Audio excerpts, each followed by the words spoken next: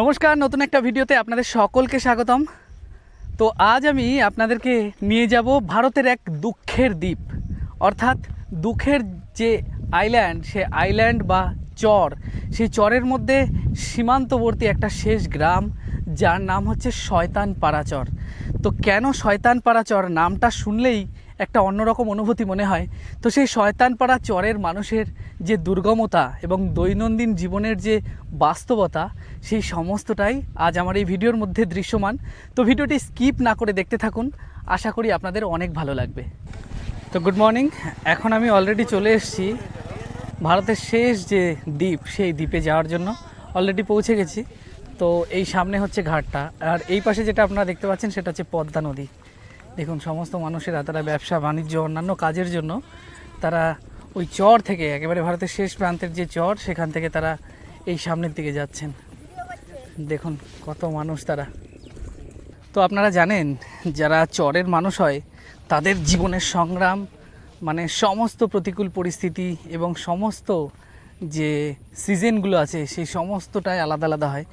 তো বিভিন্ন চর আপনারা দেখেছেন হয়তো আগে, যেগুলো ভালো সময় ছিল, গরমকাল ছিল বা শীতকাল ছিল। আজ আমি নিয়ে এসেছি এক বর্ষা মুখর যে ওয়েদার, তার মধ্যে এই চরের মানুষেরা কিভাবে থাকে সেই সমস্ত বিস্তারিত আমি দেখাবো আপনাদেরকে। তার আগে এটা হচ্ছে ঘাট, এটা হচ্ছে ভারতের এই যে স্থান, এখানে যেটা পদ্মা নদী দেখা যাচ্ছে। কিন্তু কখনো কখনো এই নদীটা, আচ্ছা কতদিন পর্যন্ত শুকনো থাকে আপনাদের এখানে? প্রায়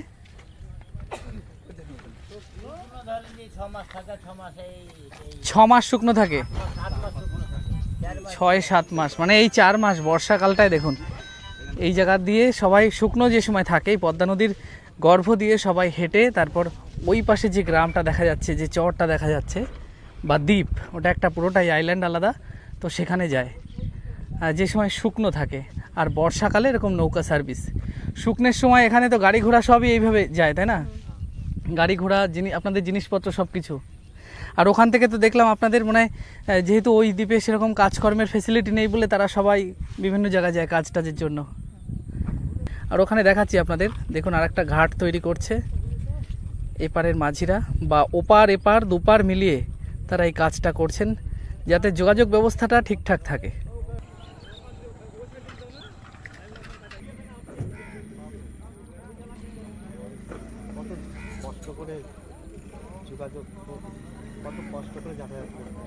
তো অ্যাকচুয়ালি এই চরে যে সমস্ত মানুষেরা থাকেন এবং যে সমস্ত ব্যবসাদারেরা এবং চরের মানুষদের জীবন যে কতটা অসহায়, সেটা আমার এই সম্পূর্ণ ভিডিওটা না দেখলে আপনারা উপলব্ধিও করতে পারবেন না। তার কারণ একটা মানুষ, তিনি ওই পারে গেছিলেন, মানে শেষ দ্বীপে, সেখানে গিয়ে সেখানে তাদের যা পোষ্য আছে সেই পোষ্যর যে দুধ বা যে কোনো জিনিস, সেই জিনিসটা এই পার আনার জন্য তিনি এই নৌকায় করে দীর্ঘ সময় ব্যতীত করে তারপর তিনি গেছিলেন এবং তার নৌকায় করে দুধটা নিয়ে আসছেন কতটা রিস্কে। এবং সেই জায়গার রাস্তাঘাটও মানে ঠিকঠাক নেই, এমনকি পুরো কর্দমুক্ত জায়গা। তো উনি খুবই রিস্কে নৌকা থেকে তার যে সম্পূর্ণ দুধটা নিয়ে আসছেন। এরকম নাকি আগে অনেক হয়েছে যে দুধ নৌকা থেকে বর্ষাকালে বিশেষ করে নামাতে গিয়ে গাড়ি স্লিপ কেটে তার যে দুটো দেখা যাচ্ছে, যে ড্রাম দুধের, সেই ড্রাম কিন্তু অনেক সময় নদীতেই পড়ে যায় বা নিচে পড়ে নষ্ট হয়। তো নৌকা আমাদের চলে এসছে, এই নৌকাটাতে করেই যাব, মানে ভারত সীমান্তের এবং বাংলাদেশ সীমান্তের শেষ যে দ্বীপ, সেই দ্বীপে। তো জলটা এখন রয়েছে ঘোলা। এটা কিন্তু কোনো কোনো সময়, আমি যে একটু আগে যেটা বললাম, এই যে পুরো যে মানে পদ্মা নদীর যে একটা খাড়ি অংশ দেখা যাচ্ছে, এটা কিন্তু কোনো কোনো সময় পুরোটা থাকে হচ্ছে একেবারে বালুকাময় বা মরুময়, যেটা কিন্তু মানে বছরের 5 থেকে 7 মাস সেটা থাকে। আর বর্ষাকালে 3 থেকে 4 মাস এরকম পরিস্থিতি হয়। এই সমস্ত মানুষদের এই যে যোগাযোগ মাধ্যমটা তখন একমাত্র এসে দাঁড়ায় নৌকায়।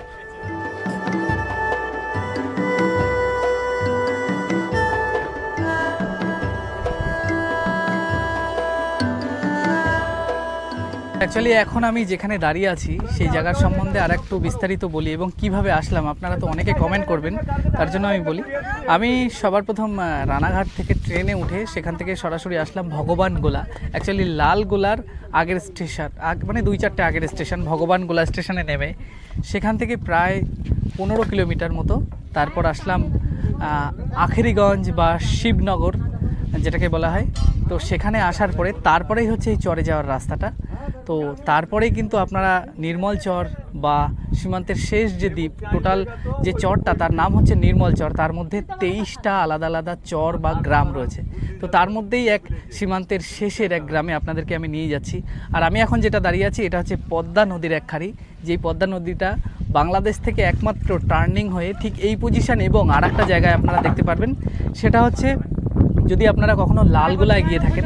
লালগোলা কিসের জন্য বিখ্যাত আপনারা হয়তো জানেন বা আমার ভিডিও আগে দেখেছেন। লালগোলাতে কিন্তু মানে অনেক কিছুর জন্য বিখ্যাত। লালগোলা ভারতের শেষ এক গ্রাম এবং লালগোলাতে সবার প্রথম আমাদের যে ভারতের জাতীয় সঙ্গীত বন্দে মাতরম, সেই বন্দে মাতরম গানের যে শুভ সূচনা, যে বঙ্কিমচন্দ্র চট্টোপাধ্যায় যে সময় বহরমপুরের মানে প্রথম উনি ম্যাজিস্ট্রেট হয়ে আসেন, সেই সময় কিন্তু বন্দে মাতরম গানের শুভ সূচনা করেছিলেন লালগোলা যে কালী মন্দির, সেই কালী মন্দিরে থেকে। এবং লালগোলার রাজবাড়ি এখনও অক্ষত আছে। লালগোলায় আর একটা জিনিস রয়েছে যে ওপেন এয়ার কারেকশনাল হোম, অর্থাৎ যে মুক্ত জেল, যেখানে কয়েদিরা থাকে সারা দিনরাত মানে ছাড়া, এবং সন্ধ্যের একটা টাইমে তারা সেই জায়গায় চলে যায়। এবং লালগোলার মধ্যে রয়েছে পদ্মা নদীর খুব সুন্দর একটা দৃশ্য।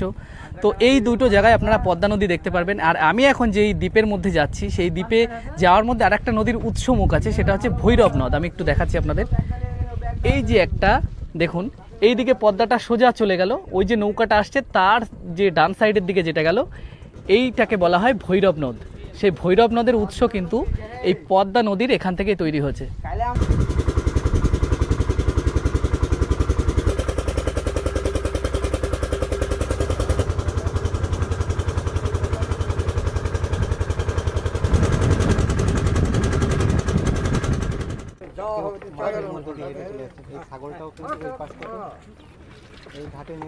তো অ্যাকচুয়ালি একটা স্টপ দিল, আর স্টপের পরে মানে ঠিক যেরকমটা আমাদের ট্রান্সপোর্টেশন সিস্টেম হয় আমাদের লোকালিটিতে, যেরকম অটো এক জায়গা থেকে আরেক জায়গায় নামায়, অ্যাকচুয়ালি সুন্দরবনে ওরকম সিস্টেমটা রয়েছে।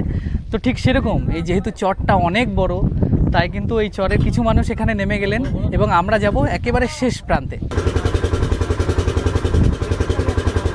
তো এই পদ্মা নদীকে কেন্দ্র করে কিন্তু এই দ্বীপের মানুষেরা জীবনযাপন করে। তার কারণ কিছু মানুষ আছে যে এই পদ্মা নদীকে কেন্দ্র করে তাদের জীববৈচিত্র্যের যে একটা অর্থের উৎস, সেটা এই নদীকে কেন্দ্র করেই হয়। তারা মাছ ধরে, ফসল ফলাদি যা কিছু হয়, এবং কিছু যারা পাট চাষ করেছে তারা এই বর্ষার সময় পদ্মা নদীর মধ্যেই তারা জাগ দিয়ে সেই পাটের যে ফলনটা সেটা করে। কিন্তু তাদের সমস্ত বিষয়বস্তু মানে জীবনের যদি হাসপাতাল বা অন্যান্য কোনো কিছু থাকে, সেটা সমস্ত কিছু আসতে হয় হচ্ছে ওখান থেকে এই পদ্মা নদী পার হয়ে তারপর যেতে হয় মুর্শিদাবাদ বা লালগোলা বা ভগবানগোলার দিকে।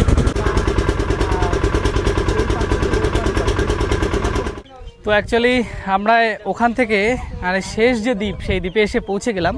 আর এখান থেকে আবার নৌকাটা আবার ওই দিকে চলে যাচ্ছে। আমাদের যে রাস্তাটা, সেই রাস্তাটা দেখুন। এই যে গ্রামের মানুষরা, অর্থাৎ এই শেষ দ্বীপের যে মানুষরা, তারা এই রাস্তা অবলম্বন করে তাদের দৈনন্দিন জীবনের যে যাত্রা, সেই যাত্রাপথের জন্য। আর এবং কিছু কিছু সময় তারা এই পদ্মা নদীও হেঁটে অতিক্রম করে। দেখুন এই পদ্মা নদীটা কেমন করে বয়ে গেছে। আর এই সোজা গিয়ে আমি কিন্তু আসলাম একেবারে ওই কোণা থেকে, যেটা হয়তো দেখাও যাচ্ছে না, ঠিক সেই জায়গা থেকে।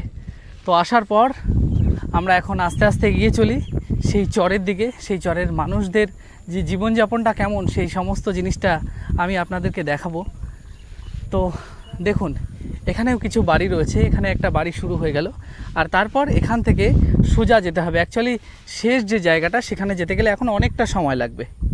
তবে রাস্তাটার কাদাটা দেখুন কেমন, মোটামুটি বৃষ্টি হয়েছে তাই এরকম কাদা। বিশেষ করে একটা সমস্যা হয় যে সময় ওই সব জায়গার মানে একেবারে শেষ প্রান্তের যে সমস্ত চাষিরা আছে, তাদের কিন্তু এই রাস্তাটা মানে এখান থেকে যে প্রায় 8-10 কিলোমিটার, এখান থেকে পুরো একেবারে যে শিবনগর পর্যন্ত, যেই ঘাট থেকে আমি উঠেছি সেই শিবনগর বাজার বলে, মানে চাষি মানুষেরা তারা কিন্তু তারা সাইকেলে করে তারপর নিয়ে তারপর তারা এই রাস্তা অতিক্রম করে হাঁটতে হাঁটতে তাদের যেতে হয়। আর যাদের গাড়ি টাড়ি আছে, একমাত্র এই জল বর্ষার সময় সে গাড়ি চলবেই না। আর যাদের গাড়ি টাড়ি কোনো কিছু নেই, তারা কিন্তু মানে খুবই কষ্ট করে তাদের প্রত্যেকটা ফসল গরুর গাড়িতে করেও নিয়ে যায় পদ্মা নদীর গর্ভ দিয়ে, একেবারে মাঝখান দিয়ে, যে সময় নদীটা একেবারে শুকনো খড়খড়া থাকে। তো চলুন এইভাবেই চলা যাক।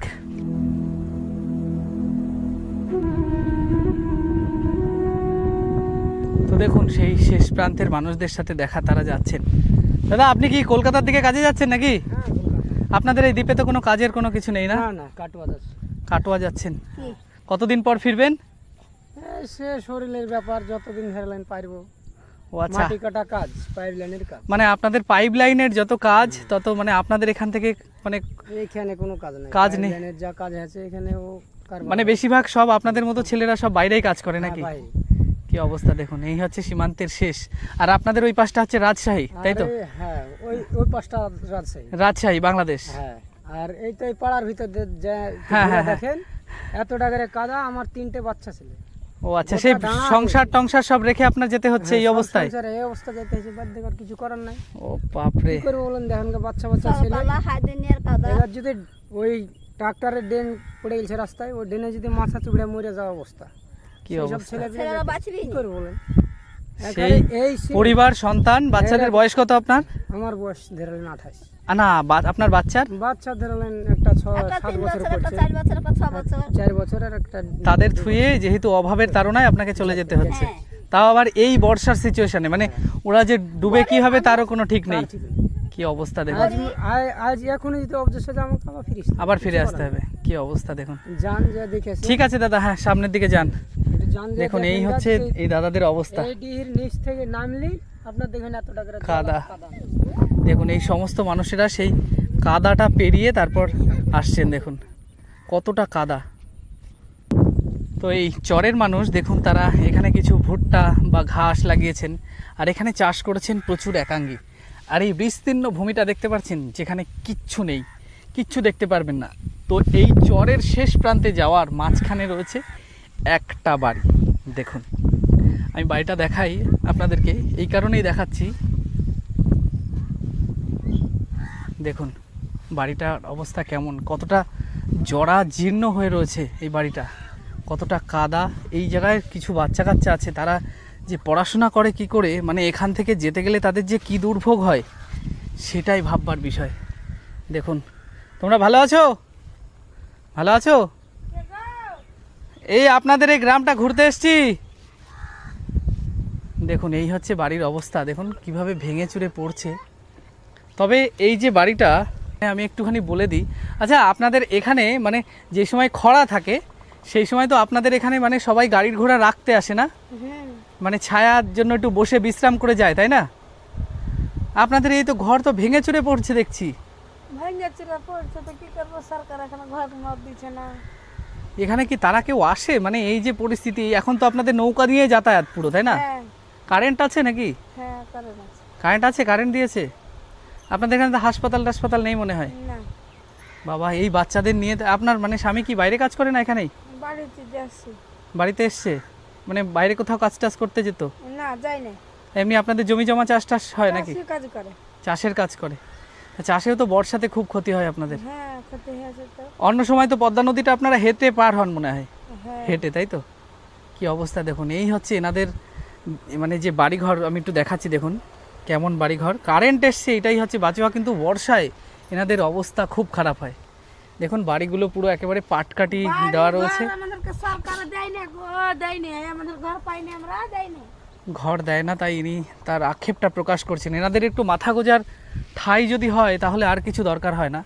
আর অ্যাকচুয়ালি ইনি যেটা বললেন, এই যে সেই জায়গাটা যেখানে সমস্ত মানুষেরা এসে এই জায়গাটায় তারা রেস্ট নেয়, এখানে বসে রেস্ট নেয়, যারা দূর থেকে অনেক দূর হেঁটে আসে, তাই তো? মানে জল টল আপনারাই দেন, তাই তো? দেখুন এই হচ্ছে গ্রামগঞ্জ বা শেষ দ্বীপের মানুষেরা কতটা একতা। এই যে ছোট্ট একটা কুটির মতো করা রয়েছে, ঘর মতো, চালা মতো আর কি, বৃষ্টি বর্ষা বা গরমের দাবদাহে এই জায়গাটায় বসে তারা যে তাদের কিছুটা সময় আর কি কাটিয়ে যায়, এই কারণের জন্যই, যাতে তারা যে এতটা রাস্তা, এতটা দুর্গম পথ তারা হেঁটে এসেছে, তার জন্য বিশ্রাম করে। এবং ওখানে একটা কলও আছে।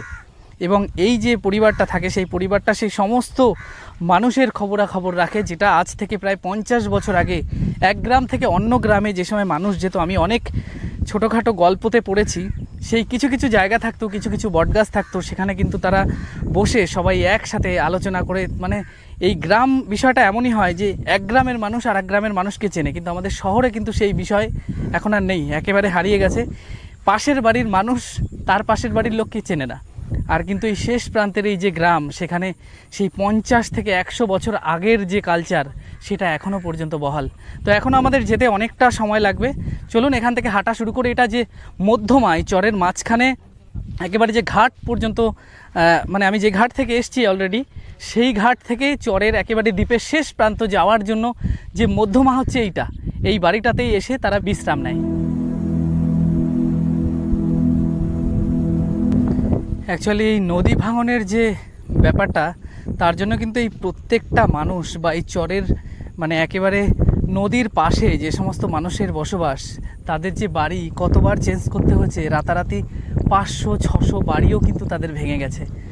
তো সেই সমস্ত বিষয়টা আমি আপনাদেরকে দেখাবো। অ্যাকচুয়ালি দেখাবো মানে কিছুটা আপনারা দেখতে পারছেন এই পদ্মার পাড়ের এই যে ভাঙনটা, সেই ভাঙনটা কী অবস্থায় ভাঙছে। তো সেই গ্রামটায় পৌঁছাতে এখনও অনেকটা দেরি লাগবে। কিছু কিছু মানুষের সাথে দেখা হচ্ছে, তাদের কাছে জিজ্ঞাসা করছি, তারা বলছে আরও যেতে হবে। অ্যাকচুয়ালি আমাদের প্রায় 45 মিনিট হাঁটা হয়ে গেছে। তো চলুন আমার সাথে। দেখুন এই যে রাস্তাটা আরও এই পাশ পর্যন্ত ছিল, এখন দেখুন এই ভাঙনের ফলে কোন পজিশনে এসে দাঁড়িয়েছে, তার মানে কেমনভাবে ভাঙছে।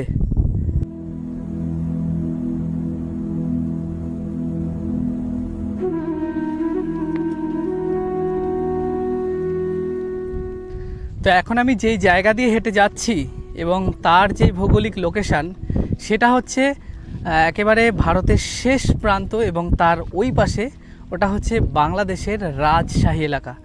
তো বাংলাদেশের রাজশাহী এবং এই যে রাজশাহীর ওখানে একটা ফেমাসও জায়গা আছে, যেটা হচ্ছে চরখানপুর। অ্যাকচুয়ালি চরখানপুর, যারা এই চরের ভিডিও দেখেন তারা নিশ্চয়ই চরখানপুর বিষয়টা আপনারা ভিডিও দেখেছেন, যে এক বিখ্যাত YouTuber sir Salauddin Suman sir, তিনি চরখানপুরকে এক্সপ্লোর করেছেন একবার না, প্রতি বছর উনি একবার সেখানে যান। ওই পাশটা হচ্ছে চরখানপুর, তার এই পাশেই আমি দাঁড়িয়ে আছি, যেটার নাম হচ্ছে শয়তানপাড়া চর। দেখুন এই কাদার রাস্তা, পাড় ভাঙা নদীর যে রাস্তা, সেই রাস্তা অতিক্রম করে এই চরের যে দুর্গমতার যে সাক্ষ্য প্রমাণ, সেই সমস্ত মানুষেরা তারা যাচ্ছেন। কোথায় যাচ্ছে একটু শুনে দেখি। আচ্ছা, আপনারা কোথায় যাচ্ছেন? বাজারে নাকি না ডাক্তার দেখাতে? ডাক্তারের আপনাদের কোনো ইয়ে নেই না ওখানে? মানে তার জন্য আপনাদের এই এতটা পথ হাঁটতে হাঁটতে গিয়ে ডাক্তার দেখাতে হয়? বহরমপুর। তার মানে আপনাদের কি একটা দিন লেগে যায়? প্রায় একটা দিন লেগে যায়। বাবা, তার মানে কোনো যদি মানে ক্রিটিক্যাল যে সমস্ত পেশেন্ট আছে, মানে যারা খুব সমস্যাদায়ক যে সমস্ত পেশেন্ট, তাহলে তো তাদের রাস্তায় যেতে যেতে মারাও যায় মনে হয়। এরকম হয়েছে আপনাদের গ্রামে? অনেক হয়েছে, মানে রাস্তায় নিয়ে যেতে যেতে মারা যায়।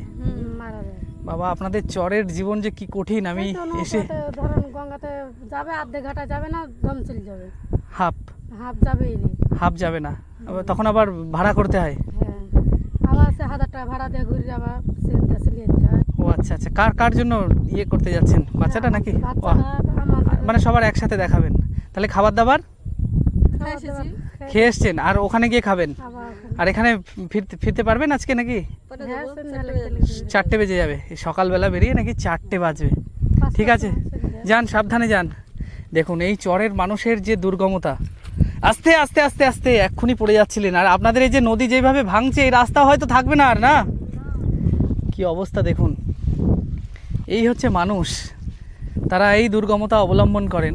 মানে আপনারা একবার ভাবুন যে আমরা কতটা ভালো জায়গায় থাকি।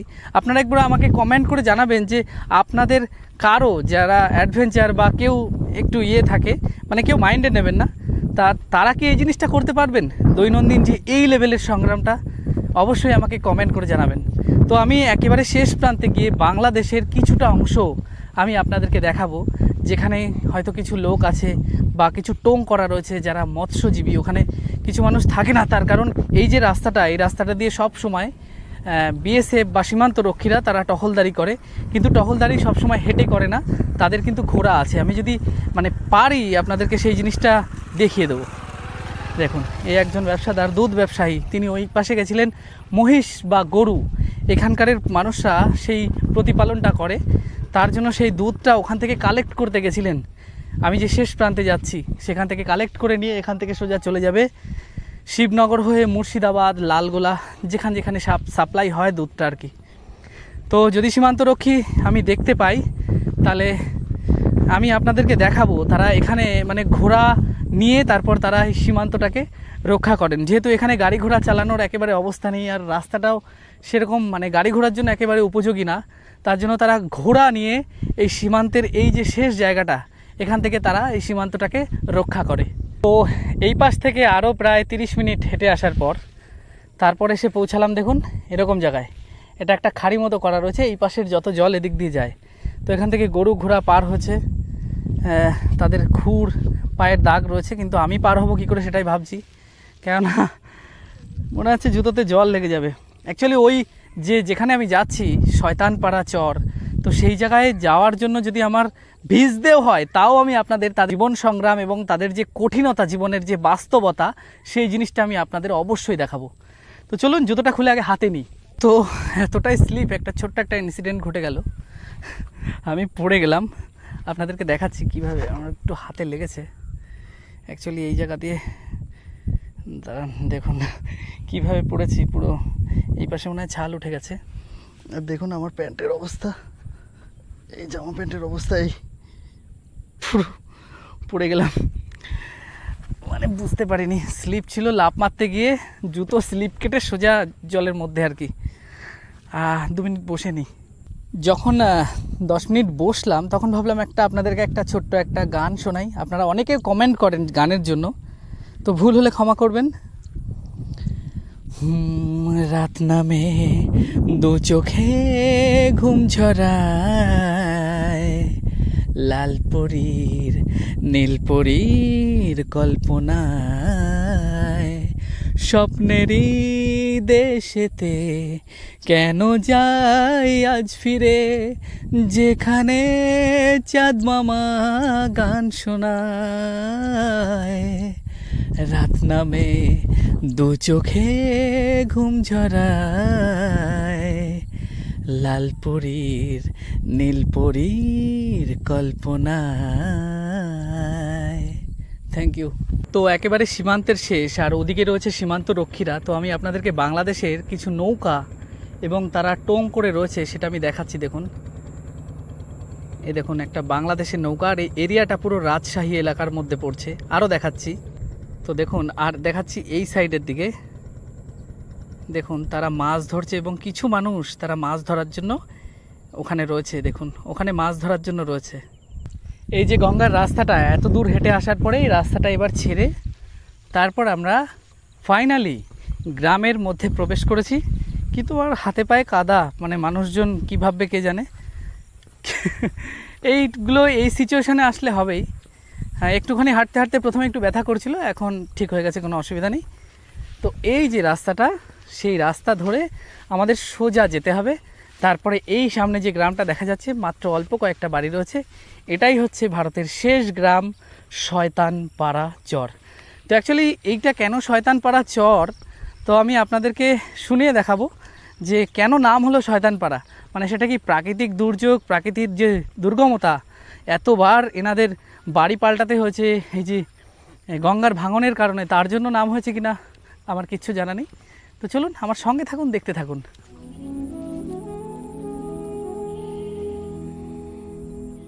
গ্রামেরই দুজন মানুষ। আপনাদের এই গ্রামটারই তো নাম শয়তানপাড়া চর? আচ্ছা, এই শয়তানপাড়া নাম কেন হলো? তা শয়তানপাড়া যে বলে অনেকে, আমি একটু আগে আপনাদের এখানে আচার খেলাম, পা দিয়েছি স্লিপ কেটে আমার এই অবস্থা হয়ে গেল। মানুষের মুখের কথা, এটাই হয়তো কেউ দুষ্ট ছিল তাই বলে হয়তো ছিল, নাকি প্রাকৃতিক দুর্যোগে এতবার বাড়ি ঘর ভেঙেছে আপনাদের? বদমাশিগিরি করছিল আগে। এই চরের দুর্গম অবস্থায় কারোর বদমাশি করার মন থাকে এখানে? কোনো এখন ভালো হয়ে গেছে, সেটা অনেক আগে আগে আগে অনেক আগে। আচ্ছা, তখন তো মানে আপনাদের ওই পাশে রাজশাহী, 10 বছর আগে তখন মিল ছিল মনে হয়। যাই, আপনাদের গ্রামটা ঘুরতে যাচ্ছি, দেখে আসি। ঠিক আছে। আচ্ছা, আপনারা তো কাজ বাজ নিশ্চয়ই এখানে সেরকম নেই, বাইরে যেতে হয় মনে হয়? সব বাইরে যেতে হয়। ছুটিতে এসছেন? কোথায় ছিলেন এতদিন? কলকাতা। ও আচ্ছা। দেখুন আগেও যাদের সাথে দেখা হলো তারাও কিন্তু মানে হ্যাঁ, ভালো পড়াই পড়েছি, আমার লেগেছে বিশাল। মানে এরকম পা দিয়েছি আর স্লিপ কেটে পুরো চিত। না, পোশাক আনিনি, ওর জন্যই তো, অসুবিধা নেই, ঘুরে আসি। দেখুন না আমার পেছন দেখে বলছে আপনি তো ভালো পড়া পড়েছেন। তো গ্রামগঞ্জে আসলে এটা হয়। আর আমি পড়তাম না, আমি বুঝতে পারিনি ওই জায়গায় মানে বেশি জল আছে। মানে যাই হোক, একটা ইনসিডেন্ট হয়ে গেছে। তো আমি পৌঁছে গেছি গ্রামটায়। চলুন আমার সাথে দেখাচ্ছি। দেখুন এই যে একমাত্র গ্রাম, যেই গ্রামে প্রত্যেকটা বাড়ি, মানে এইসব জায়গা আরও যে সময় ভারী বর্ষা হবে সে সময় কিন্তু সমস্ত জায়গায় জল উঠে যাবে। তাই কিন্তু প্রত্যেকটা বাড়ি এরকম উঁচু উঁচু করা। আমি আরও আপনাদেরকে দেখাচ্ছি। দেখুন প্রত্যেকটা বাড়ি উঁচু টোঙের মধ্যে করা রয়েছে। দেখুন ঠাকুমা এখানে গরু বেঁধেছিল। ভালো আছেন ঠাকুমা? আচ্ছা, এই আপনাদের জল বর্ষা কাদায় এই যে কটা আপনাদের বাড়ি দেখছি একটু উঁচু উঁচু জায়গায়, মানে কি জল জমে যায় তাই? বেশি হলে পরে উঠে পড়ে, না থাকলে ও আচ্ছা, কি অবস্থা দেখুন আপনাদের। এই তো রাস্তাঘাট এই নদীর পাড় দিয়ে আপনাদের যাতায়াত করতে হয়। হ্যাঁ যাতায়াত করতে হয়। আর যদি যদি পুরো জল হয়ে যায় নৌকা কি এই পর্যন্ত আসে? হ্যাঁ আসে, এখানে আসে শীতে। আর 2-3 বছর মানে বান হয় না, বন্যা অতটা। ও আচ্ছা আচ্ছা, বেশি হয়ে গেলে তখন আপনাদের সমস্যা। হ্যাঁ বেশি হয়ে গেলে হাট বাজার মনে করো নৌকাতেই যেতে হয়। নৌকাতে সারাদিন লেগে যায় হাট বাজারের জন্য? হ্যাঁ, ওই যেদিন যাই সেদিন সারাদিনই লেগে যায় মনে করে। মানে যেদিন হাট বাজারে যেতে গেলে সারাদিন পুরো? সারাদিন ওই বুধবার আর যায়, আর রোববার আজ যাবে সব যার যার দরকার। ও আচ্ছা আচ্ছা, এক সপ্তাহ বাজার করে আনে? হ্যাঁ আমাদের বাড়ির লোক নাই, মারা গেছে। ও আচ্ছা, এইটা আপনাদের বাড়ি? হ্যাঁ ওইটাকে ওই যে বসে আছে মা আপনার মা? মা মা দাই আছে। ও আচ্ছা, দেখি অনেক বৃদ্ধা। যাই দেখি। আপনারা দুইজন ছাড়া আর কেউ নেই? না আমাদের বাড়িতে দুজনেই আছে। আর কেউ নেই? না কেউ না। ও বাবা, যাই দেখি ঠাকুমার সাথে দেখা করি। ওই যে ঠাকুমা আর ইনি ওনার মেয়ে, ইনি এখানে কাজ করতে এসছেন। দেখুন এই এনাদের রাস্তা, এখানে গরু বা মহিষ বাঁধা থাকে মনে হয় নাকি? ও মানে ওনাদের মোষ নেই, উনি গোবর কুড়াতে এসছেন। হ্যাঁ, খুব খারাপ লাগলো যে এই জায়গায় এসে এনার পরিবারের কেউ নেই, মানে মারা গেছে। অ্যাকচুয়ালি এই যে জায়গাটা, এই যে আইল্যান্ডটা, সেই আইল্যান্ডের একটা খুব খারাপ একটা দিক রয়েছে। সেটা হচ্ছে যে সময় প্রচুর পরিমাণে মানে দুর্গমতা হয়, দুর্যোগ হয়, সে সময় কিন্তু এখানকারের মানুষ শুধু দুর্যোগ বাদে সাধারণভাবেই এখান থেকে হেঁটে অতটা দূর যে মানে ডাক্তারখানায় যাবে তার কোনো উপায় নেই। মানে হেঁটে যেতে যেতেই অনেকে মারা যায়। জ্বরের জন্য ওষুধ আনতে পর্যন্ত যায় না, এতটা দুর্গম পথ। তাই তো এই হচ্ছে বাড়ি, আর এই হচ্ছে ঠাকুমা। দেখুন ঠাকুমা ভালো আছেন? ঠাকুমা ভালো আছেন? কানে কানে কানে শুনতে কম পায় না? ও আচ্ছা, এইটা আপনাদের বাড়ি? দেখুন বাড়িটা কিভাবে ভেঙে চুরে পড়ছে। এই বাড়িটার থেকে নিচের যে জায়গাটা কতটা নিচু, ওটা ওনার মেয়ে। ও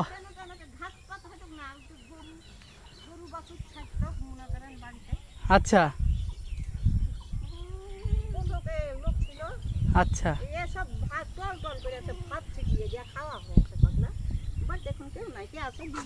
আপনাদের তাহলে কাজ চলে কি করে?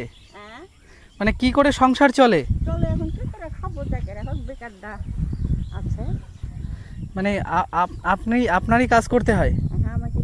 মানে আপনি আর মা ছাড়া কেউ নেই? না, একটা ছেলে আছে দেখাশোনা করে না, মেয়ে আছে। আপনার ছেলে দেখাশোনা করে না? মানে দেখতেও আসে না? না, আমি যদি মারা না থাকে, আমি যদি থাকি, কথা বললাম মানুষের বিশ্বাস তো নয়। মরে যদি পড়ে থাকি তো কোনো লোক যদি খোঁজ করে তাহলে জানতে পারবে, না হলে মারা গেলেও জানতে পারবে না, এরকম পরিস্থিতি। আর বাড়িও তো অনেক দূর দূর দূর দূর অনেক। বেটার একটা ছেলে আছে ওই দূরে বাড়ি, আর পোতা আছে একটা। মানে তারা দেখতে দেখতে আসে না আপনাকে? পোতাটা একটু দেখাশোনা হয়তো কোনো হাতে কোনো তরকারি কোনো কিছু কইলে দিয়ে পাঠায়। এমনি আলাদা কোনোভাবে শারীরিক বা অন্য টাকা পয়সা দিয়ে সাহায্য করে না? না, টাকা পয়সা দেয় না, মিথ্যা কথা বলবো না। কি অবস্থা দেখুন। আচ্ছা আপনি একটু বাড়িতে আসেন, আপনার সাথে একটু কথা বলি। এটা হচ্ছে এনার মা। দেখুন আপনার মায়ের বয়স কত? 1 বছর পার হয়ে গেছে। কত? 1 বছর এই 100? 100 উপর হয়ে গেছে। 100-র উপরে?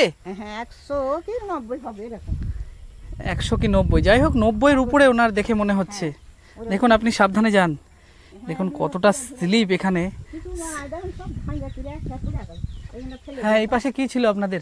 দেওয়াল ছিল, হ্যাঁ ঘর ছিল এটা। আচ্ছা, এই ঘর কি করবো, একটা মানুষের ওলাখান করে ওদিকে আর ঘরও ফেলে দিন, ওইদিকে আর ফেলে দিন। এই জায়গা এখন পানি রাইতে হয়েছে তো ধসে গেছে। ধসে মানে বর্ষাতে নষ্ট হয়ে গেছে? আবার কাদা দিন। ও আচ্ছা আচ্ছা, দেখুন আমি একটু দেখাচ্ছি আপনাদেরকে। অবস্থা দেখুন। আর এখানে দেখুন কতটা নিচু, এই জায়গাটায় প্রচুর নিচু, আর এই জায়গাটা একটা ঘর ছিল পুরো ধসে গেছে জলে। এই হচ্ছে এনাদের অবস্থা। তাহলে কারেন্ট আছে আপনাদের? হ্যাঁ আছে, ইয়ার লেগে তোলা। আর এটা আপনাদের বাড়ি? চলুন দেখি একটু। একটুখানি এখানটা আমাদের বাড়ি, আমারই বাড়ি। ও আচ্ছা, দেখুন কেমন কাদা বাড়িতে। ভর্তি হয়ে আছে। না না ঠিক আছে, চলুন। আমি একবার আপনাদের রাস্তায় আচার খেয়েছি, অসুবিধা নেই, আর একবার পড়লে অসুবিধা হবে না। এই হচ্ছে বাড়িটা। এটা রান্নাঘর নাকি? হ্যাঁ এটা রান্নাঘর। এটা হচ্ছে ওদিকে ঘর রান্নাঘর। ছিল, পিছনে ঘর এই ছিল, তো- এটা তো এখনো ভিজা রয়েছে, হ্যাঁ ভিজে গেছে। মানে ভিজে জলও তো পড়ে, ওই যে দেখছি। হ্যাঁ ওই যে পড়ছে পানি।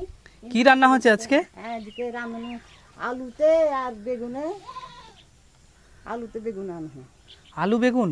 হ্যাঁ হাট করে দিয়েছিল পোতাটা। মানে মাঝে মাঝে হাট টাট কি করে দেয়? আর হাট ওই পোতাতে কোনোদিন করে দেয়, কোনদিন আমি ওষুধ পানিকে যাই দিন কবার আসবো দুশো নিয়ে এলি। ও আচ্ছা লিয়া আচ্ছা। হয়তো তোমাকে দিন ককে দিন যার দয়া হইলো সে মানে নিয়ে আপনার এলি। ইনকামের কেউ নেই? না ইনকামের কেউ নাই আমার। আপনি তাহলে কি কাজ করেন আপনি? আমি কি কাজ করবো, রান্না খোলা খাওয়া, আর কি কাজ করবো, বাহিরে বেকারটা পাই মা বেটিতে। বেকার ভাতা পান? হ্যাঁ বেকারটা পাই। ও আচ্ছা, তাছাড়া লোকের সব মানে আপনার নিজের ছেলে, আপনি একটু আগে বললেন, সেও দেখতে আসে না আপনাকে? না দেখতে আসে না। কত বছর হয়েছে সে দেখতে আসে না? আর মেলা দিন আগে বাবা ছিল মরে গেল, তাও মাটি দেয়নি। মানে মরে গেছে আপনার যেহেতু ইয়ে মানে মাটি দিতে হয় কবরে, সেটাও দেয়নি না, দেয়নি। আপনার ছেলে? ছেলেতে এবার বিয়ে করেছে? সে বিয়ে করেছে? হ্যাঁ দুই পক্ষ দুটা তিনটে দুটা পাঁচটা ছেলে।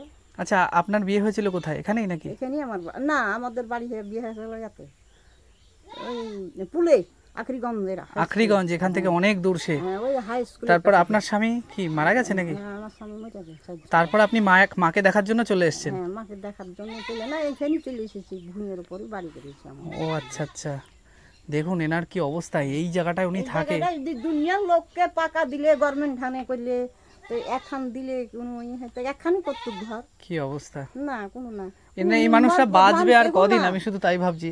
আর এইটা কিসের ঘর? এই একটা বকরি আছে। ও ছাগলটা রাখার। হ্যাঁ, ছাগলটা আর আপনারা কোথায় থাকেন? কোথায়?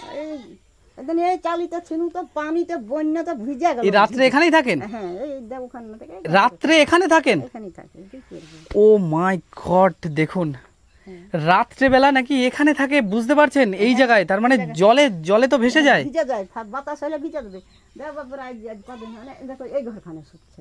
কি করবো, শুইতে তো হবে মনে করে। কি অবস্থা দেখুন, আমি তো অবাক হয়ে যাচ্ছি। হ্যাঁ কি করবো ধর। নাকি এনারা নাকি এখানে থাকে। এই জায়গাটা দেখে ভাবুন, এই যে হচ্ছে রান্নার জায়গা, আর এটা একটু আপনাদের দেখাই, এটা হচ্ছে ছাগল বকরি তার বিচুলি দিয়ে জায়গা। আর এটা তো দেখলেন ওই পাশটা ভেঙে গেছে। ভাঙে ফেলে আর এই যে জায়গাটা দেখা যাচ্ছে, এই জায়গায় নাকি এই মানুষটা থাকে। আর আপনার মা কোথায় থাকে? ওখানে পাশে পাশাপাশি থাকে। পাশাপাশি এই চট বিশেষ শুয়ে থাকেন? হ্যাঁ। এই ভগবান, এই চরে এসে আমার তো মানে ভীষণই খারাপ লাগছে যে সব কাপড় চুপড়ি ভিজে গেছে, পড়ে গেছে না। আমি, হ্যাঁ এই যে আপনাদের এখানে আচার খেয়েছি, পড়ে গেছে। ভগবান আমাকে বুঝিয়েছে যে আপনাদের মানুষ, আমি এই যে আচার খেয়েছি সেটা তুচ্ছ। মানে আপনারা যেই কষ্টে থাকেন, আমি তো অবাক হয়ে যাচ্ছি যে আপনি আমি কষ্টতেই থাকি। ওই জায়গাটায় আপনি থাকেন কি করে? কি করবো, একদিনকার দুদিনকার হলে লোকের বাড়ি যাবো, এখন রোজগার পেট কেউরির বাড়িতে যাকে কোনো আরাম আছে? মানে লোকের বাড়িতে তো বেশি দিন খেতেও দেবে না, আজকে পরে কেউ খাইতে দিবে খেতে পারবে দেয়, না। এটা তো ঠিক। নিজের সংসারে একদিন খেলে আর একদিন আচ্ছা, কি লজ্জা লাগে। আমি তো, আমার বেশি পারকতা নেই। আমি আপনার একজন, ভাবেন যে একজন শুভাকাঙ্ক্ষী এসছে, আমি কিছু টাকা দিচ্ছি, ওটা কাজে লাগাবেন। আমি তো কিছু আনিনি, একটু কাজে লাগাবেন। দাঁড়ান, সেটা গ্রহণ করবেন তো? কেননা আপনি আর আপনার মা বাজার টাজার করে সেই টাকাটা দিয়ে খাবেন, কিছুদিন তো হয়তো চলবে। এই চোখটা অপারেশন হয়ে আনো মা বাবা মেলা টাকা খরচ করে, না হলে 16-17 হাজার টাকা খরচ করে। মানে সেই টাকাটা কোথায় আপনার, মানে আগের থেকে জমানো ছিল? জমা ছিল, এই একটা গরু ছিল বেকার, ওই গরু বিক্রি করে অপারেশন করেছেন? অপারেশন হ্যাঁ, যে চোখ কি করে যে অপারেশন করলে খালি টাকা। আপনাদের এই দ্বীপে তো বেঁচে থাকাই মুশকিল। বাঁচা মানে ওই মরা ভালো তো থাকা ভালো লাগে। তো কি করবো, আল্লাহ না নিলে তার মনে করো যে ই হয়েছে না, আমার হয়তো কোনো গতি নাই। কি অবস্থা। ভাই ছিল, 5টা ভাই ছিল, ভাইয়েরাকে নিয়ে নিলে আল্লাহ তালাতে ভূতালাতে মাটা। মানে ভাইরা কি জমি জমা সব নিয়ে নিয়েছে? হ্যাঁ, সব নিয়ে নিয়েছে, মারা কিছু দেয়নি আপনাকে? আমাকে কিছু দিয়েছিল, কিছু বাড়ির স্বামী ভালো ছিল না, বেঁচে কিনে মেয়ে মেলায় ছেলে পেলে তো ছেলেরাকে বেচতে কিনতে ফুরিয়ে দিলাম, জমি ফুরিয়ে গেছে? ফুরিয়ে দিয়েছে জমি। কি অবস্থা দেখুন। ঠিক আছে দাঁড়ান, আমি আমার তরফ থেকে সামান্য কিছু করি। অ্যাকচুয়ালি আমার ব্যাগের যে অবস্থা, এইভাবে ইয়ে করতে হবে, কিছুটা রাখতে হবে এটা দিয়ে নাকি, আশা করি এটাতে ওনার কাজ মিটবে। কত আছে, আশা করি এতে হয়ে যাবে। তো দাঁড়ান, এই নেন, এই টাকাটা রাখেন, দেখো দিনে ঠিক আছে, এইটা রাখেন। তো এটা রেখে আপনার কিছুটা কাজ আপনি চালাবেন, ঠিক আছে, কিছুটা তো সংসারের কাজে লাগবে, মানে মাটাকে এবং আপনি ইয়ে করবেন। আর কি বলবো আমি, আপনার এই সমস্ত শুনে আমার খুব খারাপ লাগলো যে এই জায়গাটায় আপনি থাকেন, হ্যাঁ ওইখানে থাকবে। মানে কি আমার কিছু বলার ভাষা নেই। যাই হোক, ভালো থাকবেন, আপনাদের গ্রামটা ঘুরতে এসেছিলাম, কিন্তু এরকম জিনিস দেখে আমার খুবই খারাপ লাগলো। তবুও আমি আপনাদের এই পুরো বাড়িটা আর একবার দেখাচ্ছি, দেখুন, ঠিক আছে। ওষুধপত্র যা লাগে বাজার একবারে কিনে নিয়ে আসবেন, কিছুদিন হয়তো চলবে। এই যে পুরোটা এই জায়গায় জল জমে আসে, কাদা, আর এদিক থেকে জলটা পাস হয়।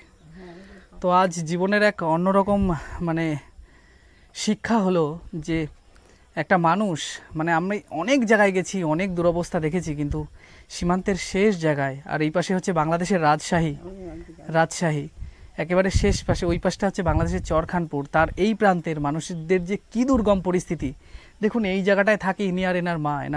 ইনি নিজে মুখে বললেন স্বামী একটু টাকা পয়সা ওড়াতো বলে জমি জমা শেষ করেছেন। আর যে নিজের ছেলে, সে যদি দেখে থাকে, আমি তাকে রিকোয়েস্ট করব, প্লিজ মাকে তুমি দেখো অবশ্যই, তার কারণ তার তো আর কেউ নেই, কদিন বাঁচবে নিয়ে, এবং এনার মা তোমার দিদা, সে একসাথে তারা থাকছে এরকম একটা দুর্গম পরিস্থিতিতে।